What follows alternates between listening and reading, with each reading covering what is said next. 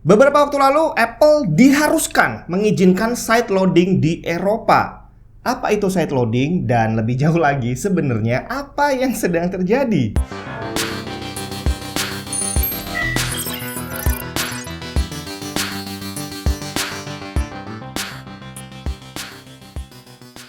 Saya adalah pengguna Apple device dan juga Android, termasuk saya juga pengguna Windows dan juga Mac, aktif sampai hari ini. Dan mungkin sama seperti beberapa di antara kamu, saya bukan sekedar pakai doang. Jadi dari sejak iPhone pertama kali rilis, terus Android juga sama awal-awal dulu. Jadi kalau nggak salah si Eclair itu adalah Android pertama saya.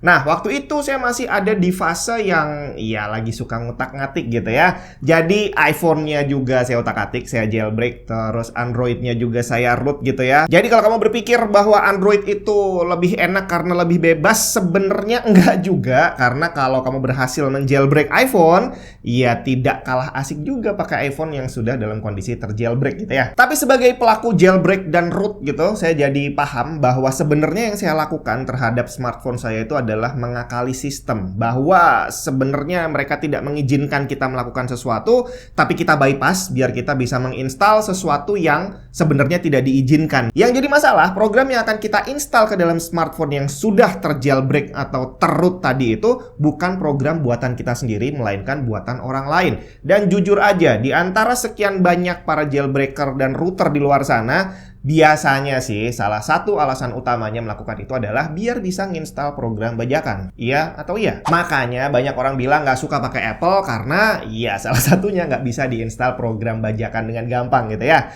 Nah, tapi yang pasti saya sangat sadar bahwa yang saya lakukan tadi adalah membypass sistem, berarti keamanan akan jadi sesuatu yang sangat rentan untuk bisa diretas. Yang seharusnya pintunya banyak yang tertutup, begitu kita jailbreak dan kita root, pintunya akan banyak yang terbuka, akan banyak celah program jahat bisa masuk. Dan lebih jauhnya lagi, kita yang membuka pintu dan mengizinkan program asing untuk bisa masuk. Tapi seiring berjalannya waktu, setelah sekarang saya semakin sering menggunakan smartphone untuk keperluan pekerjaan, terutama untuk keperluan perbankan gitu ya, transfer duit, mobile banking sekarang udah jadi hal yang umum. Saya jadi sadar bahwa keamanan adalah prioritas utama. Kesenangan menjailbreak atau ngerut tadi tidak sepadan jika seandainya HP saya kehack dan akhirnya tabungan saya terkuras habis. Memang belum tentu terjadi, tapi cukup satu kali kejadian untuk membuat saya nantinya menyesal seandainya saya tidak melakukan itu. Nah, side loading itu adalah tadi kegiatan menginstal program yang bukan dari App Store resminya. Jadi dari luar kita install ke dalam yang tadinya nggak boleh mungkin, tapi jadi kita buka pintunya jadi bisa gitu ya. Nah, kalau kamu masih menganggap bahwa side loading ini sesuatu yang aman, lihat nih, bahkan Samsung, jagonya Android aja, secara resmi bilang kalau side loading berbahaya. Kita kembali ke iPhone dan iPad khususnya ya, karena kalau kita bicara Apple device, tidak semua Apple device dilarang untuk side loading. Pakai Mac bisa kita side loading. Jadi kita khusus bicara tentang iPhone dan iPad, atau iPhone aja yang lebih banyak dipakai orang gitu ya. Jadi kalau kamu pakai iPhone, nggak bisa tuh kamu download IPA dari website third party, terus kamu install manual lewat PC, nggak bisa bre. Sedangkan di Android, kamu masih bisa melakukan itu. Di App Store nggak ada, atau mungkin pengen download yang versi ilegal gitu ya. Akhirnya kamu download APK dari luar, diinstal sendiri ke smartphone-nya, masih bisa dilakukan. Dan hasilnya jelas sekali, kejadian HP dihack udah jadi rahasia umum gitu ya.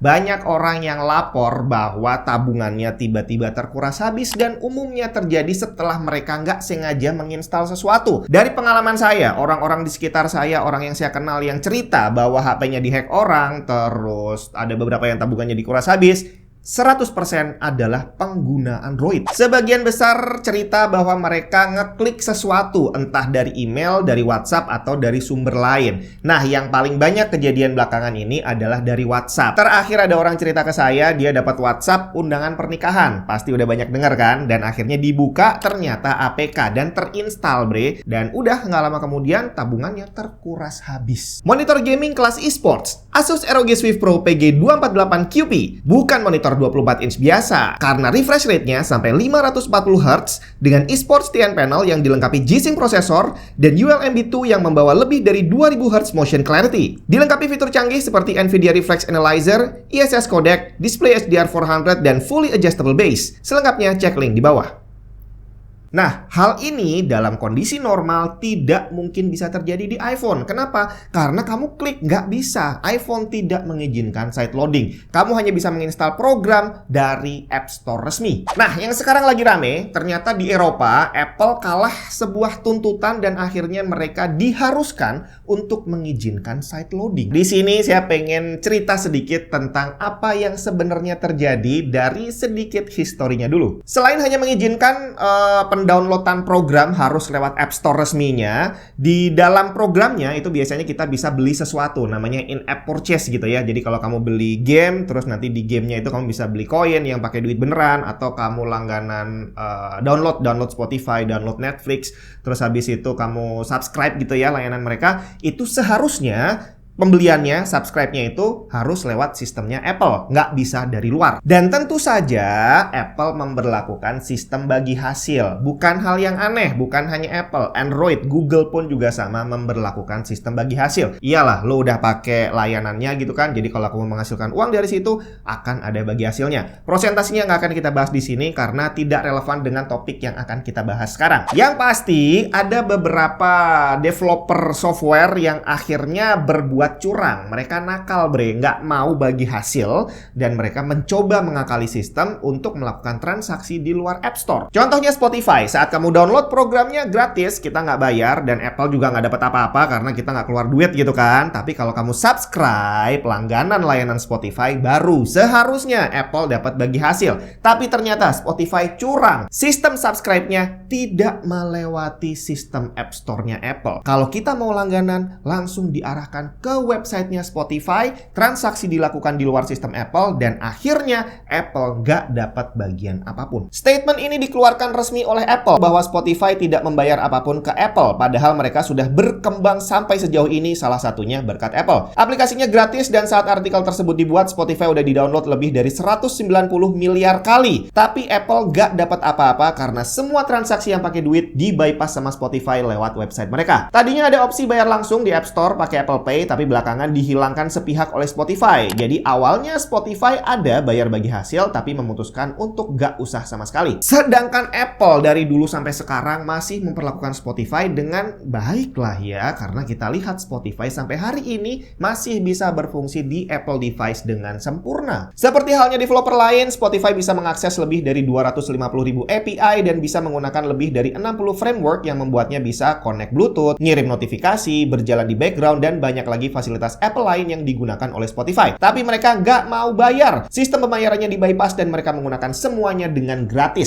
Silahkan direnungkan dulu, kalau kamu sebagai Apple, kira-kira apa yang akan kamu lakukan terhadap Spotify. Tapi nggak berhenti sampai situ. Lebih gilanya lagi, ternyata gratis tidak cukup untuk Spotify. Minta apa lagi coba? Tahun 2015 mereka berkoordinasi dengan European Commission menuntut Apple. Mereka menuduh Apple menghalangi perkembangan pasar musik digital. Berjalan 8 tahun mereka berkonflik, lebih dari 65 pertemuan antara Spotify dan European Commission. Mereka berusaha membangun 3 kasus melawan Apple. Hebatnya, selama proses itu Spotify masih boleh beroperasi di iPhone, bahkan sampai sekarang juga masih bisa. Tapi dari semua tuntutan yang mereka buat, tidak ada yang terbukti. Tidak ada bukti konsumen dirugikan dan tidak ada bukti bahwa Apple berusaha menghalangi sesuatu. Yang terbukti justru Spotify yang semakin berkembang di kalangan pengguna Apple device. Nah, di sini yang perlu kita ingat adalah Apple punya layanan yang sama seperti Spotify. Mereka punya Apple Music. Tapi pada prakteknya, mereka enggak juga tuh berusaha nendang Spotify. Mereka juga tidak berpromosi langganan gua aja, nggak usah pakai Spotify karena dia lebih jelek atau dia lebih apa gitu. Nggak ada, bre. Bandingkan dengan Spotify yang tadi terang-terangan menghentikan pembelian lewat Apple Pay. Nah, di sini saya jadi penasaran sebenarnya di kalangan pengguna iPhone, iPad, dan Apple device gitu ya,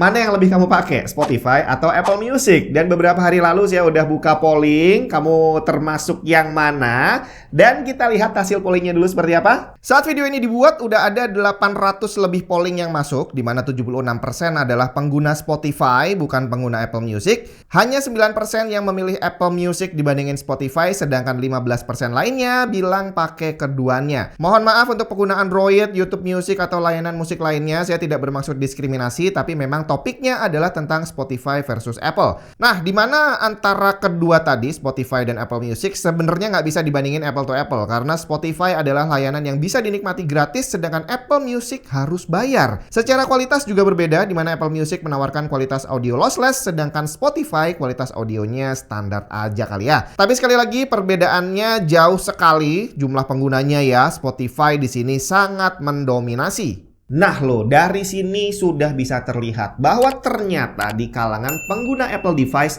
Spotify jauh mendominasi dibandingkan Apple Music. Tapi sekali lagi, Apple tidak menghalang-halangi Spotify untuk berkembang. Jadi di sini secara logika aja udah kelihatan siapa yang jahat, siapa yang baik. Tapi anehnya, European Commission malah mendukung Spotify dengan memberlakukan DMA, the Digital Market Act, yang nantinya akan memaksa Apple untuk mengizinkan side loading. Perlu kita ketahui sekali lagi, yang termasuk side loading itu bukan hanya menginstal program di luar App Store, tapi juga melakukan transaksi in-app purchase tadi di luar App Store. Nah, pertanyaannya, kenapa sih Apple kok masih mau mengizinkan Spotify untuk menggunakan layanan mereka dengan sikapnya yang serese itu? Di belahan dunia lain, Amerika Serikat, tahun 2020 terjadi kasus yang hampir mirip, tapi kali ini antara Apple dan Epic Games. Singkatnya hampir sama seperti Spotify, Epic Games menggunakan layanan Apple untuk bisa menjalankan Fortnite di Apple device. Gamenya gratis, tapi di dalamnya kita bisa melakukan transaksi real. Dan sama seperti yang dilakukan Spotify, Epic Games ya berusaha nakal bre. Mereka nggak mau transaksi di sistemnya Apple, pengennya transaksi di luar aja biar nggak perlu bagi hasil. Padahal ada perjanjian yang menyatakan bahwa semua transaksi harus dilakukan lewat App Store. Akhirnya karena ketahuan gitu ya,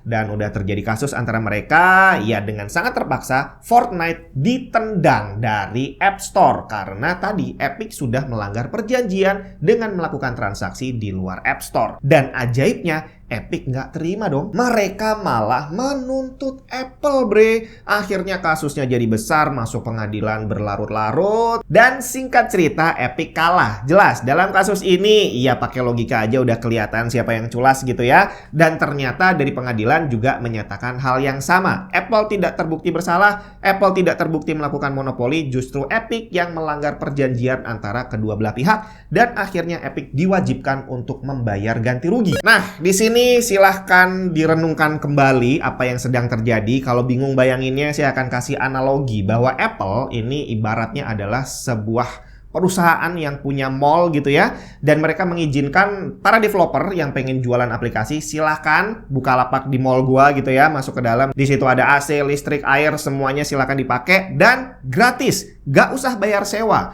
Jadi kalau kamu jualannya itu layanan yang gratis, aplikasi gratis, di-download orang nggak perlu bayar, lu nggak perlu bayar bagi hasil, karena memang nggak ada hasil apapun gitu ya.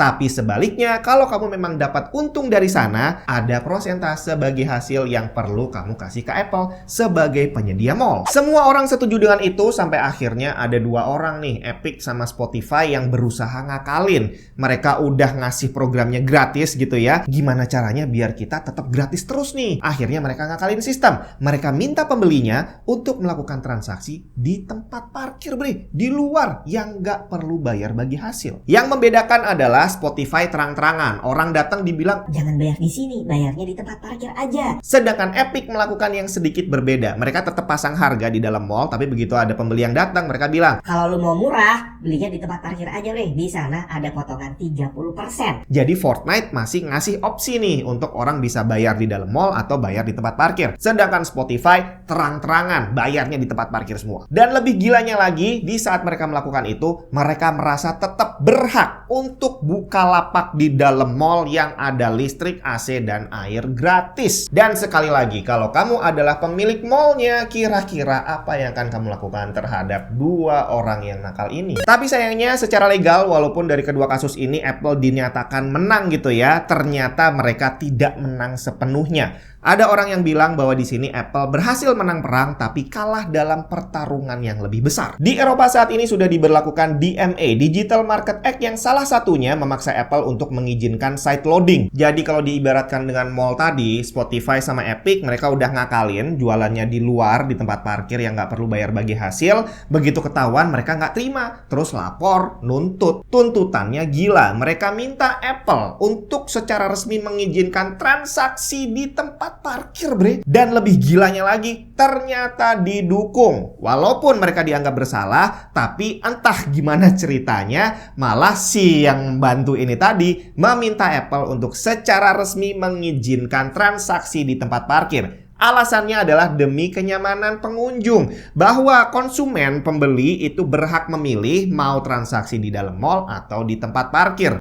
Make sense kali ya?